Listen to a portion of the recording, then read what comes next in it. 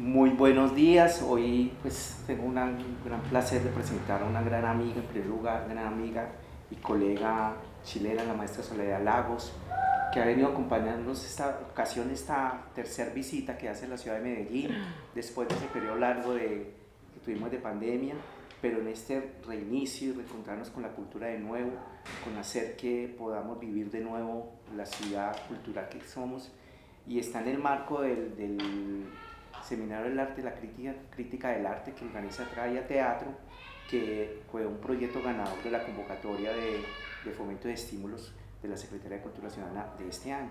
Entonces estamos en el 11º ciclo, retomándolo después de casi 4 o 5 años, volver a retomar y hablar un poco de esto. Soledad, muchas gracias por permitir de nuevo y ser cómplices de estos sueños. Sé que te encanta la ciudad de Medellín, has venido otras veces. ¿Qué es lo que te fascina de la ciudad, de lo que encuentras, antes de hablar un poco del tema de la crítica y la investigación? Esa ciudad que te mueve culturalmente, ¿cómo la ves, cómo la encuentras y todo esto después de este periodo de no poder venir por todo lo que nos pasó? Ante todo, muchas gracias por la invitación. Creo que la afortunada soy yo, mucho más que la gente que va a acudir al seminario y a estar compartiendo estos días. Medellín fue mi primer puerto de entrada a Colombia, querido Juan Pablo, y tú fuiste el responsable. Porque hay que comentar que yo llegué a Medellín gracias a nuestra relación profesional establecida al alero del Festival Internacional, no, mentira, se llama Iberoamericano de Teatro de Cádiz. Y desde ahí, cuando me dijiste la primera vez, yo quiero que vayas a Medellín, y moviste montañas para que yo viniese a conocer la escena teatral de Medellín, de ahí en adelante, Medellín está aquí. Así es que eso como primera cosa, el agradecimiento es para ti. Poco a poco fui conociendo a la gente que aquí construye esa escena teatral, a la gente con salas y a la gente sin salas.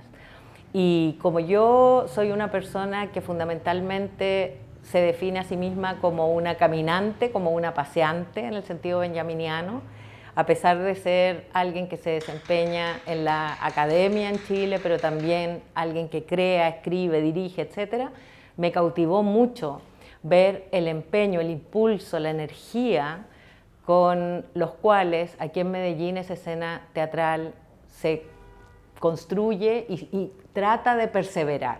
Ignoro completamente las dinámicas de los fondos, presumo que tienen similitudes con los nuestros, y si es así, estoy consciente de las dificultades de levantar todo tipo de proyectos, por lo cual Medellín es un punto de interés para personas interesadas profundamente en las artes escénicas, en la cultura y en la gestión. De la gestión, el responsable eres tú. Yo trato de operar desde el otro lado y siento, a partir de lo que he visto en estas varias visitas, que en Medellín hay una diversidad de lenguajes en artes escénicas, hay una diversidad importante de propuestas, hay formas de entender el teatro que con certeza muchas veces chocan entre sí, pero que para alguien con ojo externo como el mío es una escena muy atractiva porque está en ebullición, ¿no? Muchos de esos grupos jóvenes con los que he tenido contacto en el último tiempo están compuestos por personas muy comprometidas en levantar sus proyectos, en seguir trabajando juntos, y eso me emociona, como alguien que ya ha visto en muchos lugares nacer y morir grupos, y como alguien que está consciente también de las dificultades que conlleva permanecer juntos.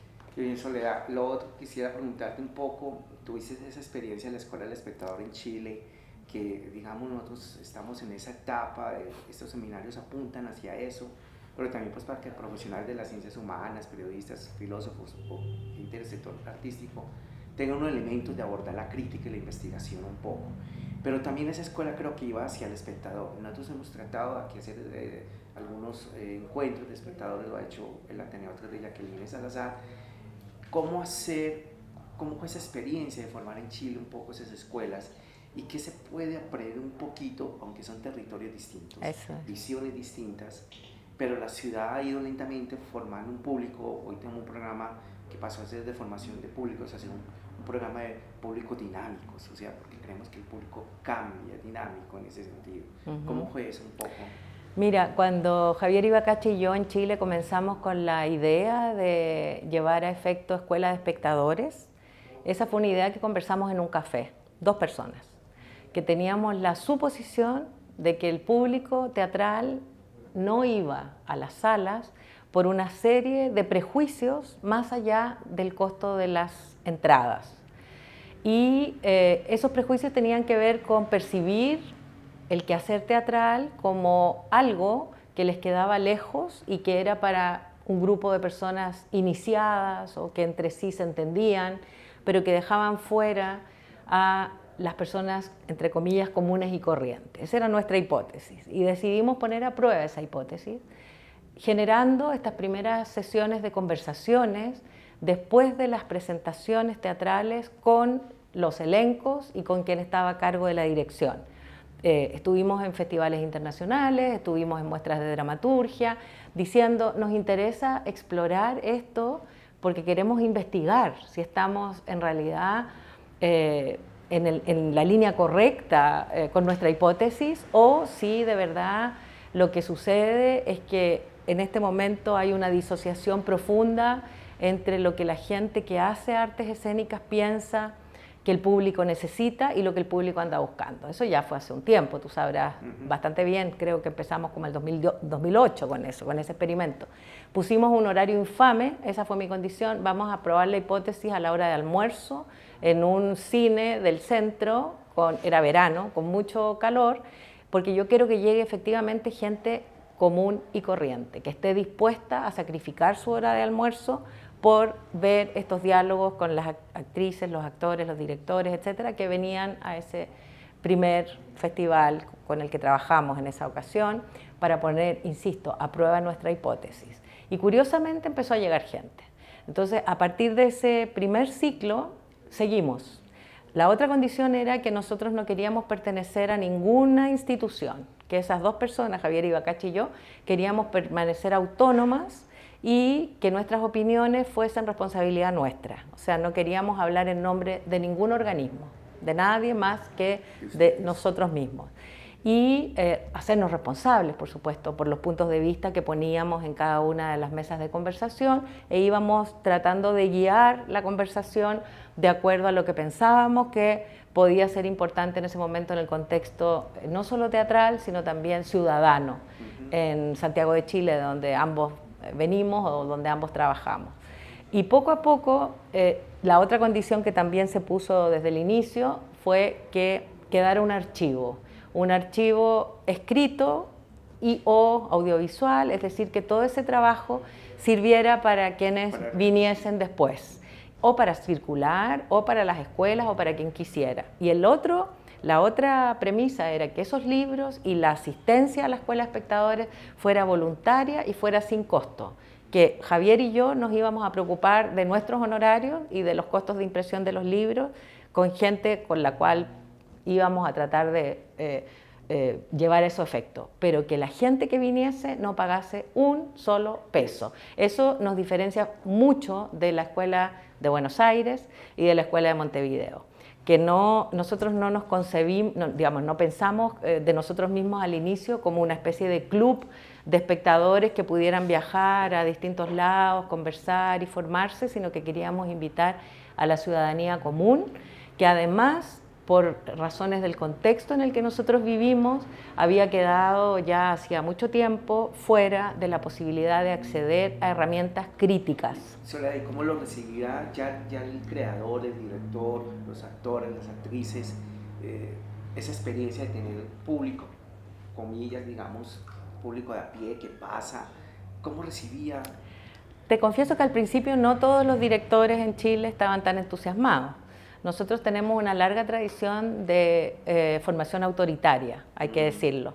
Y entonces invitar a alguien a conversar y a exponer, a poner sobre la mesa las premisas sobre las cuales construye su trabajo, para algunas personas al principio se percibía como una especie de provocación o crítica negativa a priori, algo con lo cual nosotros no operamos. al revés, era la invitación a que de verdad esa gente se conectara con esa cantidad de personas que sentía que no tenía nada que hacer en una sala de teatro porque le quedaba lejos todo, y de manera muy respetuosa y muy amable, pero no por ello condescendiente, dialogábamos con los directores, con las actrices, con los actores, y logramos establecer un lenguaje que fue convenciendo a esas personas, a las pocas que al inicio tenían ciertos reparos, de que esto iba por otra vía y que podía ser también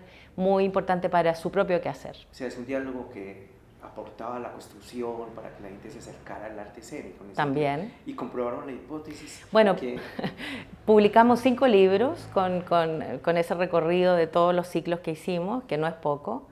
Y seguimos haciendo en vivo nosotros, por separado, Escuela de Espectadores en regiones, en distintos lados.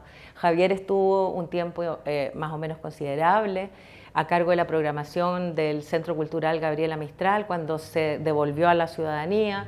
Antes de eso yo había formado parte del equipo que presentó un estudio para concebir ese centro de un modo amigable y al mismo tiempo eficiente para las creadoras y los creadores de artes escénicas, etc. Y me gusta mucho eso que hablas de los centros para los creadores, porque nosotros aquí en la ciudad, los espacios que llamábamos anteriormente casas de cultura, ahorita en esta administración se han denominado RECREA, o sea, espacios para la creación, o sea, posibilitar a aquellos que están en las comunas, en los barrios, corregimientos, para que esos equipamientos no sean simplemente programación o formación, sino que los creadores que pues digamos no tienen sedes los utilicen para eso, y esa experiencia del centro cultural es muy importante. Bueno, devolver a la gente como esos espacios. Ese fue el propósito del segundo gobierno, no, del primero, ya el tiempo vuela, creo que fue el primero, de Michelle Bachelet, que quiso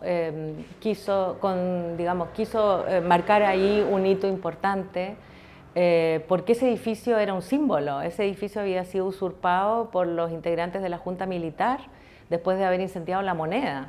Y ese edificio había sido construido en la época del gobierno de Salvador Allende precisamente para ser utilizado después de la conferencia internacional dedicada al comercio y a la economía, digamos, y a las ideas de cómo hacer todo eso desde otro lugar. Quería que eso fuese para la gente. Vino el golpe, incendiaron La Moneda, y ¿quiénes se instalan ahí? La Junta Militar. Esa fue la conferencia de la UNCTAD 3, famosa. Y entonces el propósito de Michelle Bachelet fue resignificar eso y darle el uso que inicialmente había sido pensado, y no cejó en su empeño hasta que eso se logró. De manera tal que pasó mucho tiempo. Ahora, ese fue un proyecto glorioso, diría yo. Desgraciadamente ella no lo pudo inaugurar porque vino el terremoto y vino la elección con Sebastián Piñera, le tocó a él inaugurarlo, pero el edificio ya estaba.